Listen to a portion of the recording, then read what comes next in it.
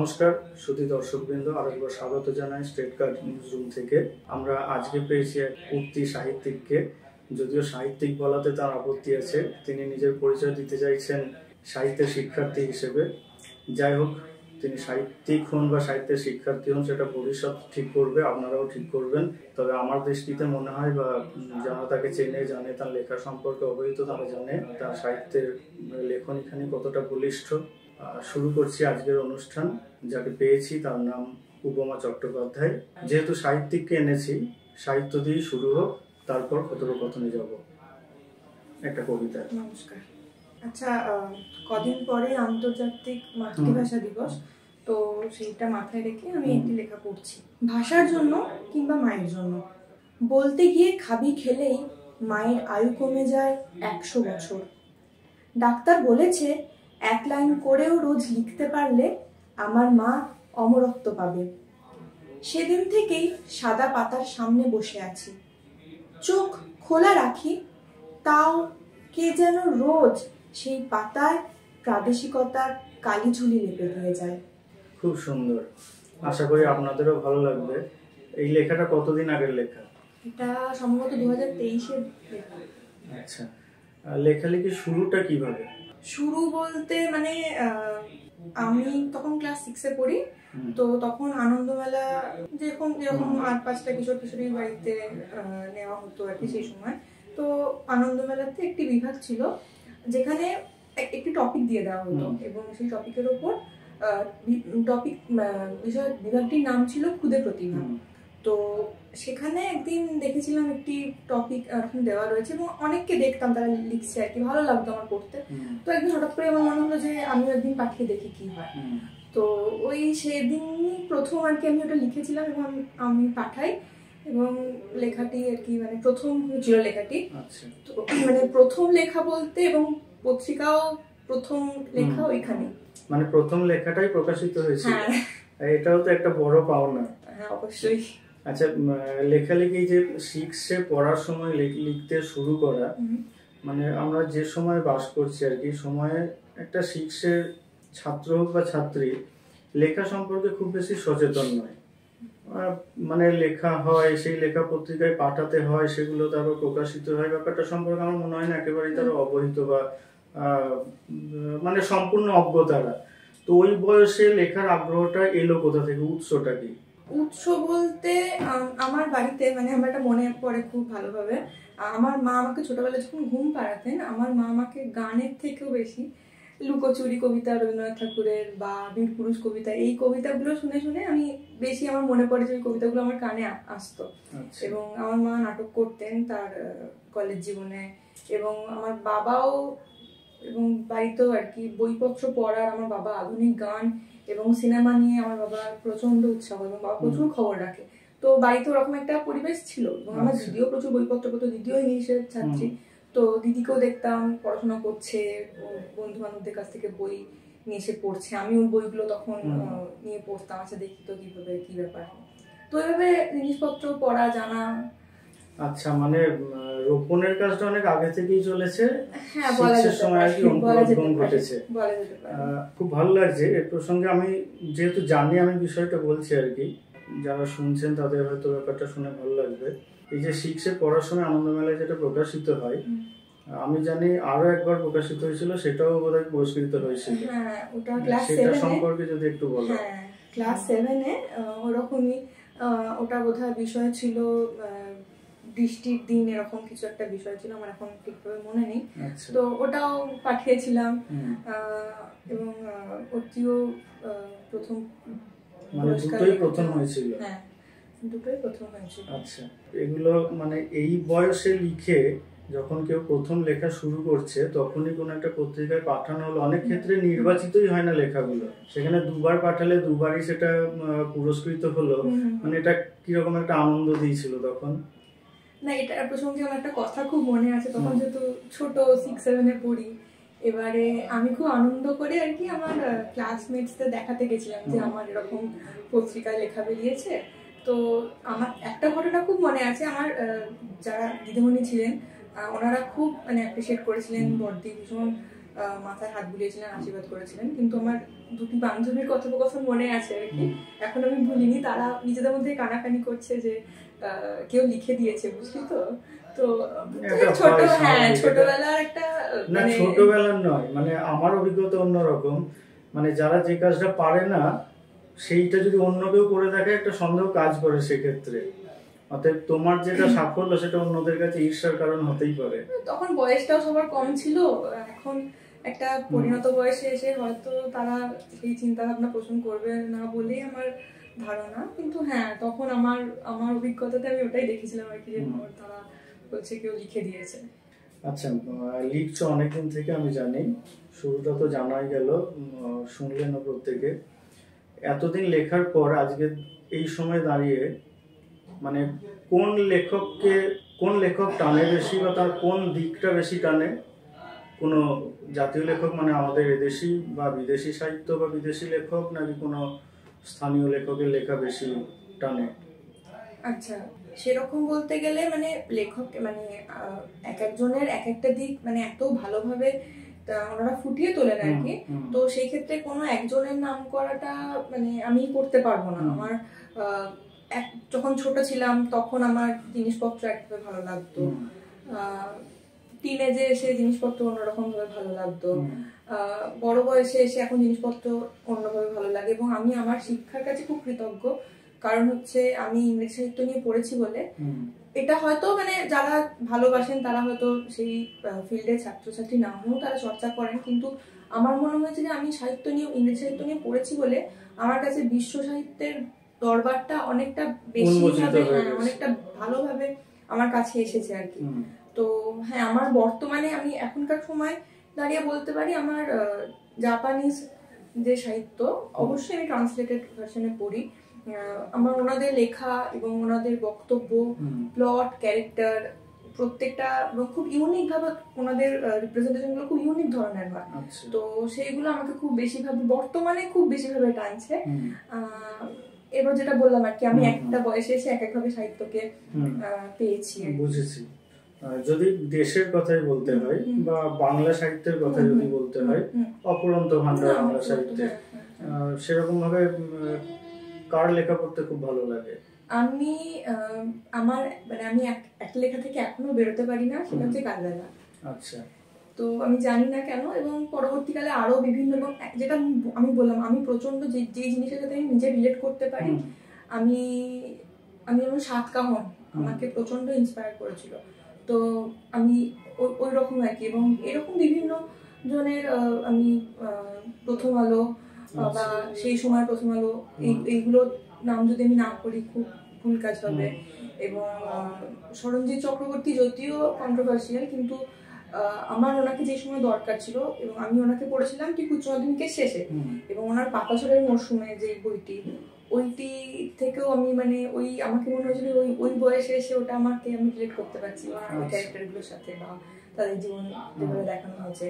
তো এরকম ভাবে এক একটা সময় এক এক ভাবে আমি জিনিসপত্র পেয়েছি। এবার জানতে ইচ্ছে করছে, যখন এত কিছু চর্চা করো, মানে সবসময় কিছু সৃষ্টি করতে গেলে আমাদের চর্চাটা অনেক বেশি করতে হয়, সেখানে তোমার এত রকমের সাহিত্য নিয়ে পড়াশোনা, কি লিখতে বেশি ভালো লাগে? আচ্ছা, আমি এই প্রসঙ্গে একটা কথা বলি। আমি না মানে কোনোদিনই কিছু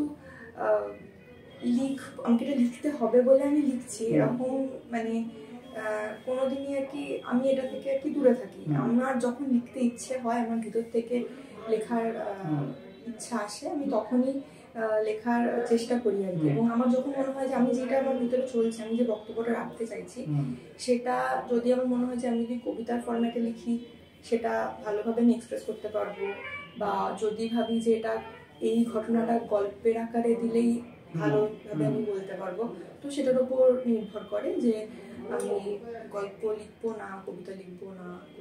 আচ্ছা, মানে গল্প কবিতা দুটোই সমানভাবে ভালো লাগে? হ্যাঁ, যদিও মানে গল্প লেখা খুব কম হয়, কিন্তু হ্যাঁ মানে দুটোই, মানে আমি কোনোটাকে বাঁচতে পারবো না। আচ্ছা, কিছুক্ষণ কথা হলো, আবার যদি আমরা কোনো একটা লেখা শুনি। আচ্ছা, যেহেতু গদ্যের কথা উঠলো আর কি, তো আমি একটা গদ্যই পড়ছি। লেখার নাম হচ্ছে বোধোদয়।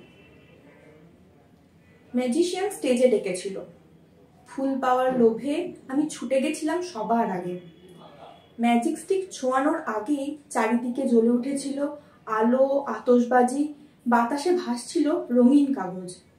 হাতে সে ধরিয়ে দিয়েছিল পায়রা, সাদা নয়, সদ্য জ্বলে ওঠা আগুন রঙের। আমি ছুঁতেই টাটকা ছাই হয়ে ঝরে গেল হাত থেকে। সামনে তাকিয়ে দেখি বাগিচায় দাঁড়িয়ে, একটাও ফুল নেই। ম্যাজিশিয়ান শেষ নীল পদ্মটা তুলে নেয় অকাল বোধনের ছুতোয়। মা দুর্গাকে হিংসা করি, চিৎকার করে বলি, সাজের ফুলটুকুও আমায় দিলে না মাগো। কানের কাছে ফিস ফিস করে কে যেন বলে যায়, নিজের ফুলের জোগাড় নিজেকেই করতে হয় রে। চমকে উঠি, সামনে তাকাই, ম্যাজিশিয়ান স্টেজে দাঁড়িয়ে। আমায় হাত নেড়ে ডাকে সে। আসন থেকেই আমিও হেসে হাত নাড়ি। আমাদের মাঝে রঙিন কাগজ দর্শক হয়ে ভাসতে থাকে। খুব সুন্দর, ছোট্ট লেখা অথচ খুব গভীর। এবার একটা কথায় আসি, দেশ বা এবিপি গ্রুপ, যেটা আনন্দবাজার পত্রিকা গোষ্ঠী, যেটা বাংলা সাহিত্যের ক্ষেত্রে বা সাহিত্য সংস্কৃতি চর্চার ক্ষেত্রে এদের ভূমিকা খুবই অগ্রগণ্য। এবং এদের বিভিন্ন পত্রিকা আছে, তার মধ্যে যেমন হচ্ছে আনন্দমেলার কথা প্রথমে বললে, তোমার যেটা দিয়ে লেখা শুরু, আনন্দমেলা, দেশ বা এরকম আরো অনেক আছে এদেরই। এবার প্রত্যেকেরই লক্ষ্য থাকে দেশে একবার না একবার লেখা বেরোক, বা এই গোষ্ঠীর কোনো না কোনো পত্রিকায় অন্তত একটা লেখা প্রকাশিত হলো। সেখানে তোমার জীবনের প্রথম দুটো লেখা আনন্দমেলা থেকে প্রকাশিত। এবং গত বছর আমি যেটা জানি, একটা ওরা ওই সাবাস বাংলা বলে একটা পেজ থেকে একটা গল্প প্রতিযোগিতা করেছিল, সেখানে তোমার গল্প নির্বাচিত হয়। এটা হয়তো তুমি জানো যে আমিও ওখানে পাঠিয়েছিলাম, আমার গল্প নির্বাচিত হয়নি। এই ব্যাপারটা কতটা আনন্দ দেয়, প্রথম কথা। দ্বিতীয় কথা হচ্ছে, এই বয়সেই অনেকখানি পেয়ে গেছে আমার মনে হয় লেখার দিক থেকে। মানে প্রথমেই বললাম, যেটা অনেকের লক্ষ্য থাকে আর কি লেখক হিসেবে, যেখান থেকে আমার লেখাটা প্রকাশিত হোক, সেই কাজটা তোমার ইতিমধ্যেই সমাধান। পরবর্তী একটা বড় জীবন পড়ে রয়েছে নিজের মতো করে সুন্দরভাবে লেখাগুলোকে বিন্যাস করার। এটাকে কিভাবে দেখো, কতটা উপভোগ করো? লেখাটা আমাদের মানে অ্যাডভার্টাইজমেন্ট কোথায় ওনারা বার করেছিলেন 2020 সালে, এবং তারপর কোভিডের কারণে বিভিন্ন ভাবে জিনিসটা ডিলেড হয়, এবং হ্যাঁ 2023 সালে আনুষ্ঠানিকভাবে বইটির প্রকাশ ঘটে। হ্যাঁ, আসলে আমি না খ্যাতি বা মানে লেখা প্রকাশের তো সবারই একটা ইচ্ছে থাকে, কিন্তু আমি যেটা আগেই বললাম, আমি না প্রথম থেকেই মানে আমি নিজে কিছু ভিতরে চলছে, আমাকে কিছু একটা মানে বলতে চাইছি, আমি বলে উঠতে পারছি না, সেই তাগিদ থেকে আমার মানে লেখালেখি শুরু, বা আমি লেখাও সেই জন্যই লিখি, যতটুকু যা লিখি। তো সেই জন্য মানে ভবিষ্যতে যেটাই হবে সেটাই আমার কাছে প্রাপ্তি। যদি আমার একটা বইও বেরোয় সেটাও আমার কাছে প্রাপ্তি, যদি আনন্দ গ্রুপ থেকে পরবর্তীকালেও আমার লেখা বেরোয় সেটাও আমার প্রাপ্তি। এবং যদি কোনোদিনও কিছু না বেরোয়, হ্যাঁ খারাপ লাগে একটা থাকবে হয়তো, অবশ্যই বয়সের শেষে গিয়ে যে হয়তো শুরু করেছিলাম যেভাবে মানে ঈশ্বরের আশীর্বাদে, সেটা হয়তো আমি কোথাও গিয়ে সেই ওই ফাইনাল লাইনটা পৌঁছতে পারলাম না, সেটা একটা খারাপ লাগা অবশ্যই থাকবে। কিন্তু আমার ওখানে বই বার করতে হবে বলে আমি লিখছি, বা আমি ওই পত্রিকাতে আমার লেখা বার করতে চাই, সেইখান থেকে লিখছি। তো এরকম ভাবে ব্যাপারটা নয়, এবং আমি যতক্ষণ না ব্যাপার জিনিসপত্রের সাথে রিলেট করতে পারবো ততক্ষণ মানে আমি পারি না। ওই জন্যই বোধহয় তিনি লিখে গিয়েছিলেন, না চাইলে যাবে পাওয়া যায়। খুব ভালো, এভাবেই তোমার সাধনা চলতে থাকুক। এবার বর্তমান সময়ের প্রেক্ষিতে দাঁড়িয়ে একটা প্রশ্ন করি, আমরা যে সময় বাস করছি খুব অস্থির একটা সময়, বিভিন্ন কারণে মানে আজ থেকে আমাদের বাবা ঠাকুরদারা যে সময় একটা বেশ শান্ত একটা নিশ্চিত সময়ের মধ্যে তাদের জীবন কেটেছে, আমরা সেই পর্যায়ে নেই এখন। যথারীতি তার ছাপ নতুন প্রজন্মের মধ্যেও পড়ছে। মানে এই প্রজন্মে আমার অনেক সময় মনে হয় এখনকার ছেলে মেয়েরা পত্রিকা কি বোঝে না, কিভাবে গল্প কবিতাগুলো কোথা থেকে প্রকাশিত হয়, কিভাবে মানে তার পদ্ধতিটা কি, এই সম্পর্কে তারা একবারেই কিছু জানে না। মানে পাঠকের সংখ্যাটা খুব মুষ্টিমেয় হয়ে যাচ্ছে দিনে দিনে। পাঠকের সংখ্যা চিরকালই কম অন্য বিভিন্ন ক্ষেত্রের তুলনায়। তুলনামূলকভাবে দেখতে গেলে কয়েক বছর আগে যা ছিল, এখন নানা রকম মনোরঞ্জনের মাধ্যম এসে যাওয়ার ফলে সেই সংখ্যাটাই আরো ঘাটতি পড়ছে। ভালো লেখার ক্ষেত্রে এটা কি কোনো হতাশার কাজ করে যে আমি একটা সুন্দর লেখা লিখবো, পড়বে কে, বা পড়ে সেইভাবে মূল্যায়ন হবে না? এখন অবশ্যই তুমি যেটা বললে একদম ঠিক এর সাথে সাথে একটা ব্যাপার হচ্ছে যে যেই মাধ্যমগুলো তৈরি হয়েছে না, সেই মাধ্যমে ভালো লেখার মানে আজকে একটা ওটিটি শো হচ্ছে, সেখানেও কিন্তু মানে আমরা যখন বলি কন্টেন্ট ইজ দ্য কি, তো মানে সেখানেও কিন্তু যে রাইটার তার একটা বড়সড় ভূমিকা থাকছে। কিন্তু হ্যাঁ, যদি আমরা মানে এই পত্রিকার ক্ষেত্রে বা বইয়ের ক্ষেত্রে বলি, হ্যাঁ অবশ্যই মানে একটা মানে মানুষ বুঝছে না, এবং ছোট একটা বাচ্চাদেরকেও তো একটা মানে আমরা রাস্তাঘাটে দেখতে পাই যে বাবা মা মুখে খাবার দিচ্ছে তো রিল চালিয়ে, বা তাকে মানে একটা আগে আমরা প্রায় দেখতে পেতাম যে মানে বই পড়তে পড়তে ট্রেনে বা বাসে যাতায়াত করছে, এখন সেটা কি ফেসবুক ইনস্টাগ্রাম ওই জায়গাটা নিয়ে নিয়েছে, শুধু নিয়ে নিয়েছে নয় মানে অশ্লীলতায় ভরে গেছে। হ্যাঁ অবশ্যই, এবং ওই যে মানে নীরবতার কাছে ফেরা যে ব্যাপারটা, ওটা মানুষ বুঝছে না, এবং এত অস্থিরতার পিছনে এটাও একটা বড়সড় কারণ। অনেককে আমি বলতে শুনি যে আগে একটা মানে 300-400 পাতার বই মানে হয়তো একদিন বা দুদিনের মধ্যে শেষ করে ফেলতাম, কিন্তু এখন এমন অবস্থা রিল দেখে যে এখন একটা মানে 10-12 পাতা পড়তেও এখন মানে পারি না আর কি, একভাবে বসে থাকতে পারি না। তো হ্যাঁ মানে এটা, এবং এটা আমার মনে হয় প্রত্যেকটা যুগেরই নিজস্ব কিছু সমস্যা থাকে, এবং সেই সমস্যাগুলো কাটিয়ে ওঠাই আমাদের লক্ষ্য।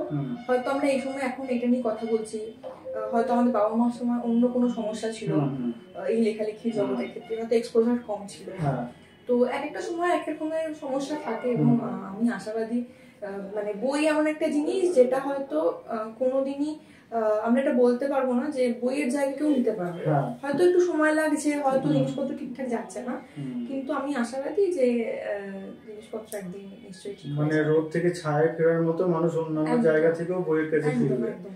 শুনে খুব ভালো লাগলো উত্তরটা। আচ্ছা, এবার আর একটা যদি আমরা লেখা শুনি। আচ্ছা, লেখাটার নাম খিদে। আমরা যে বিষয় নিয়ে কথা বলছিলাম সেইটার দিকে আর একটু এগিয়ে গিয়ে লেখাটা পড়ছি আমি। 6 বছরের যে শিশুকে তার বাবা ক্যামেরার সামনে ছুড়ে দিল আজ, তার দীর্ঘশ্বাসে আমি বমির গন্ধ পেয়েছি। চোখ মুখ লালার ত্রিবাহু পার করে এরপর যখনই সে লেন্সের ফোকাসে আসবে, ক্যামেরা থেকে অনেকগুলো হাত বেরিয়ে এসে শটান তাকে মুখে পুরে নেবে। বাপের খিদে হাসি মুখে জাবর কাটতে কাটতে ভক্ত হজম করবে।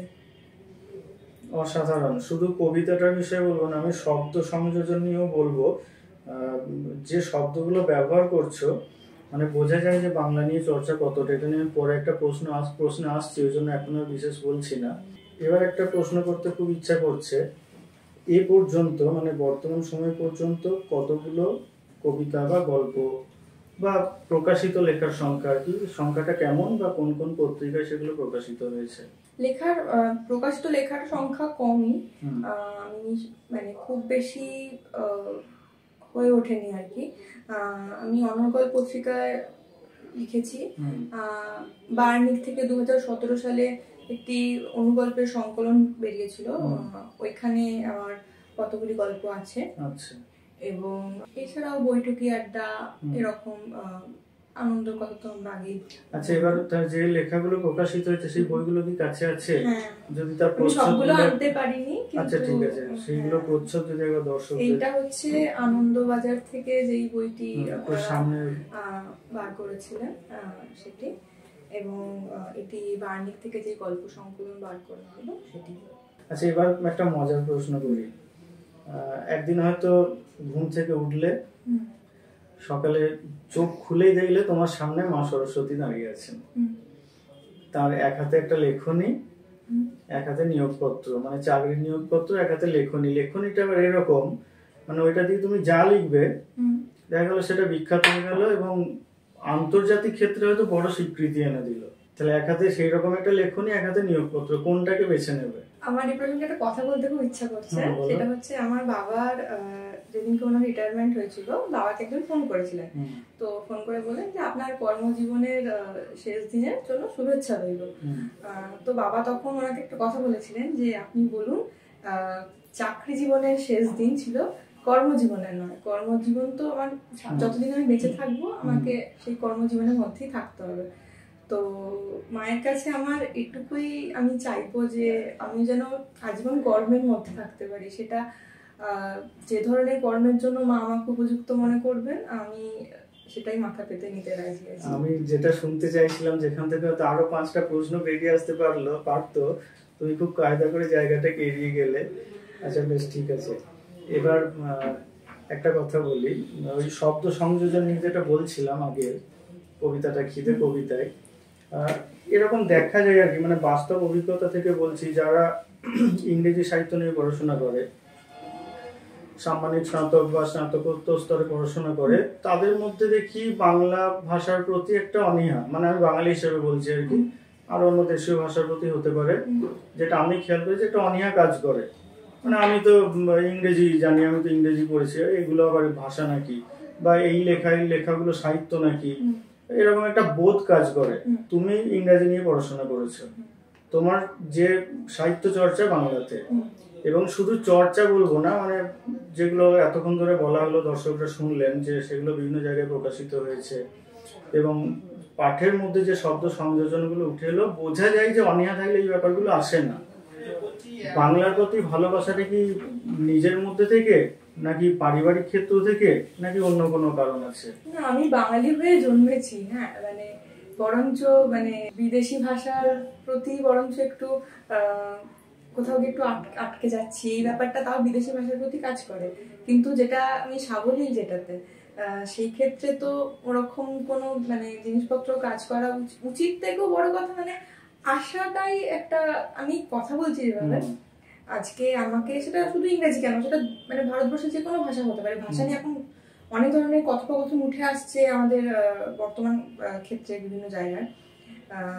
কিন্তু আমার মনে হয় যে আমি ভাষা হচ্ছে একটা মাধ্যম, আমি যা ভাবছি, যেটা বলতে চাইছি, যোগাযোগ হোক, আমার ভাব প্রকাশের মাধ্যম যেটা হোক, তো সেক্ষেত্রে যে মানুষ যেভাবে সাবলীল সেটাতে সে আছে, ঠিক আছে, কিন্তু আরেকটা সব থেকে বড় কথা হচ্ছে তার প্রত্যেকটা ভাষার ওপর তার মানে সেটা মানে যে কোনো ভাষা হোক, ইনফ্যাক্ট মানে সেটা যদি ডায়ালেক্টও হয়, উপভাষাও যদি হয়, এই রাঢ় উপভাষা মানেই সেটা একটা কোথাও গিয়ে সুপিরিয়ার, কিন্তু যে হয়তো বঙ্গালী উপভাষায় কথা বলছে তাকে, হ্যাঁ, কামরূপী, বরেন্দ্রী, যাই হোক, তাহলে সেখানে গিয়ে সে কোথাও গিয়ে আমি তাকে মনে করছি না সে আমার কথা বলার যোগ্য। এগুলো অবান্তর, এগুলো আসা উচিত নয়। একদমই তাই। মানে এইভাবে আমারও ভাবতে ভালো লাগে। তুমি জানো যে আমি কথার মধ্যে ইংরেজি কথা আমি খুব কম ব্যবহার করি, দীর্ঘদিনের চর্চায় হয়তো শুনে থাকবে বা দেখে থাকবে ব্যাপারটা। তোমার মতোই বোধটা যদি অনেকের মধ্যে কাজ করতো, আমার মনে হয় তাহলে আলাদা করে হয়তো ভাষা দিবস উদযাপনের প্রয়োজন পড়তো না। মানে আমরা প্রত্যেকটা দিনকেই যদি ভাষা দিবস করে তুলতে পারি, তাহলে ঘটা করে সেটা পালনেরও দরকার পড়ে না। মানে ঘাটতি কোথাও একটা থেকে যায় আমাদের মধ্যে, অনেকের মধ্যে, যেটা আমরা হয়তো মানে মুখটা একরকম মনটা একরকম করে ফেলি, যেখান থেকে এই সমস্যাগুলো তৈরি হয়। এবং শুধু মানে বইপত্র তো এখন অল্টারনেটিভ চলে এসেছে, ট্রান্সলেশন চলে এসেছে, কিন্তু মানে যে ভাষাটাই আমি পড়ছি না কেন, সেটাতে নিজে থেকে নিজের ভাষাতে পড়া। এবং আমি প্রচুর দক্ষিণের সিনেমা দেখি, আমি বিভিন্ন যে কোনো ভালো গান যদি অন্য কোনো ভাষার গান আসে আমি সেটা শুনি। তো বুঝতে না পারলে এখন গুগল আছে আমাদের কাছে, আমাদের অসুবিধা হওয়ার কোনো কারণ নেই। আমার কাছে যদি সেই সোর্স যখন আমাদের রিসোর্সে যখন আমার কাছে আছে, আমার কাছে বিভিন্ন জিনিসপত্র জানার, শেখার, তো আমার তো সেটাকে কাজে লাগানো উচিত। আমি তো আরো বেশি করে যাতে শিখতে পারি সেদিকে আমার একদমই তাই। আচ্ছা, এবার যদি আরেকটা লেখা শুনি আমরা। এই লেখার নাম আবাদ, কবিতা আবাদ। রংচটা শরীর টর্চের আলোয় জরিপ করেছিল ছাইয়ের জমি। ওরা বোঝেনি অন্তর্বাস কতটা ময়লা, তা কেবল পরিধায়ী জানে। বুড়ো মরে যাওয়ার পর যে থানখানা কপালে ঠেকিয়েছিল বুড়ি, বছর ঘুরতেই তার রঙে দাওয়া তৈরি হলো। থানে গোবর লেপে বুড়ি বলতো, শরীরে আর মাটিতে তফাৎ কই রে বাপ? আমি জানি নিকানো ওই শরীর আগুন পেলে রামধনু হতো, জলে ভাসালে সভ্যতা। কিন্তু বুড়ির ঠাঁই হয়েছিল জমিনের ছাইয়ে। সবাই বলে এখন সেখানে নাকি প্রকাণ্ড এক ব্রহ্মাণ্ড। টর্চ ধরা শরীরগুলো আজকাল নক্ষত্র নামে পরিচিত। এরকম একটা কবিতা লেখার জন্য কতদিন ভাবতে হয়? আমি মানে 2-3 দিন ধরে ভাবি, এরকম হয় না। মানে আমি যখন লিখি এবং এটা হয় একবার ফ্লোটা কেটে গেলে না, তখন আর সেই ফ্লোটা আর আসে না। একভাবে মানে লেখা শুরু করলে একবারে লিখে গিয়ে তারপরে হয়তো হ্যাঁ কিছু পরিমার্জন করলাম, কিছু শব্দের এদিক ওদিক হলো, লেখাটা হয়তো ফেলে রাখলাম, আরো অন্য কিছু জিনিসপত্র যোগ হলো বিয়োগ হলো, কিন্তু মেন মানে কাঠামোটা একই থাকে। আচ্ছা, খুব ভালো লাগলো, আশা করি তোমারও ভালো লেগেছে। আমরা এবার একটা প্রশ্ন করবো, সেটা দিয়ে আশা করি শেষ হয়ে যাবে, যদি কথা প্রসঙ্গে অন্য প্রশ্ন চলে না আসে। আমাদের বাস্তবিক জীবনে আমরা কিছু জিনিস হয়তো মেনে চলি, কিছু মানি না, বা অনেকে মেনে চলে অনেকে মানে না। জানতে চাইছি, প্রবাদ, বচন, কিংবদন্তি এগুলোর উপর কোনো বিশ্বাস আছে? হ্যাঁ, মানুষ মানে আমরা অনেক সময় ঘটনা এই ঘটনার একটা পরিপ্রেক্ষিতে হয়তো ব্যবহার করে থাকি অবশ্যই। তাহলে কি এটা বিশ্বাস করো যে অনেক সময় থেকে আমরা বলে থাকি বা আমাদের বড় যারা কি তাদের কাছ থেকে শুনে থাকি লক্ষ্মী সরস্বতী এক জায়গায় অবস্থান করেন না, এটা মানো? হ্যাঁ, না মানে আমার মনে হয় অবস্থান করেন, কারণ হচ্ছে এইটা নিয়ে কয়েকদিন আগে একটা লেখা পড়েছিলাম, আমার লেখাটা খুব ভালো লেগেছিল, যেখানে মানে বলা হচ্ছে যে যদি মানে লক্ষ্মী চঞ্চলা সবাই বলে, কিন্তু লক্ষ্মী চলে গেলে সেটার একটা আমরা বুঝতে পারি যে ঘট ফাঁকা হয়ে গেছে, কিন্তু সরস্বতী চলে গেলে তিনি কোনো ছাপ রেখে যান না। কিন্তু উনি যিনি লিখেছেন আর কি, উনি বলছেন যে ওটাই উনি বলছেন যে সরস্বতীকে রাখাটা বেশি কঠিন, কারণ নিয়মিত চর্চা করা, নিয়মিত অধ্যয়ন করা, তপস্যা করা, এটা আরো বেশি কঠিন কাজ লক্ষ্মীকে লক্ষ্মীর আচ্ছা, ওটা তো একটা তাত্ত্বিক দিক হলো। আমি মনে করি আমার দৃষ্টিভঙ্গি বলতে হলে আমি বলবো দুটোই চর্চার ব্যাপার, কারণ যারা মাঠে লক্ষ্মী ফলাচ্ছেন তাদেরকে একটা অনুশীলনের মধ্যে থাকতে হয়। না, আমি সেই পরিপ্রেক্ষিতে বলছি না। আচ্ছা ঠিক আছে, হ্যাঁ, আমি যেটা বলতে চাইছি, তাহলে কি যদি বলা হয় তোমার মধ্যে লক্ষ্মী সরস্বতী দুজনেই বাস করেন, বিশ্বাস করবে? এটা তো আমি নিজের বিশ্বাসের উপর তো জিনিসপত্র নির্ভর করে না। আমার কাছে যেটুকু ক্ষমতা থাকবে আমি সেটাকেই ম্যাক্সিমাইজ করার চেষ্টা। কখনো বলেনি এর আগে যে তোমার মধ্যে লক্ষ্মীর গুণ রয়েছে বা সরস্বতীর গুণ রয়েছে? লক্ষ্মীর গুণ মানে আমি ওভাবে আর কি জানি না, কারণ আমি এখনো ছাত্রী, আমি পড়াশোনা করছি। এখন আমি আমি যতদিন না অর্থ উপার্জন যেভাবে বলে সেই রকম এখন যতদিন না হয়ে উঠছে ততক্ষণ জিনিসপত্র আর কি বিশ্বাস করা একটু কঠিন। ওটা তো অন্যদিকে চলে গেল অর্থটা। মানে সাধারণত আমরা কি বলি, রূপে লক্ষ্মী গুণে সরস্বতী, সেটা কখনো মনে হয়েছে? রূপের দিক দিয়ে যদি বলি তাহলে বলতে ইংরেজি ভাষায় বলে যে beauty lies in the eyes of the বিহোল্ডার।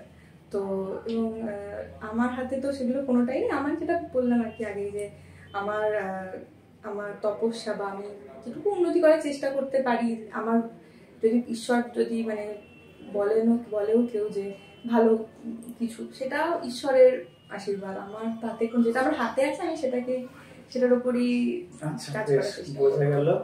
সংগ্রাম। রানিয়ার বড় ইচ্ছা ছিল বড় বাড়ির গৌরী দিদির মতো স্কুলে পড়াবেন, কিন্তু পুরুলিয়ার এই গ্রামের আর 5টা আদিবাসী মানুষদের মতো রানিয়ারাও দুবেলা খেতে পায় না।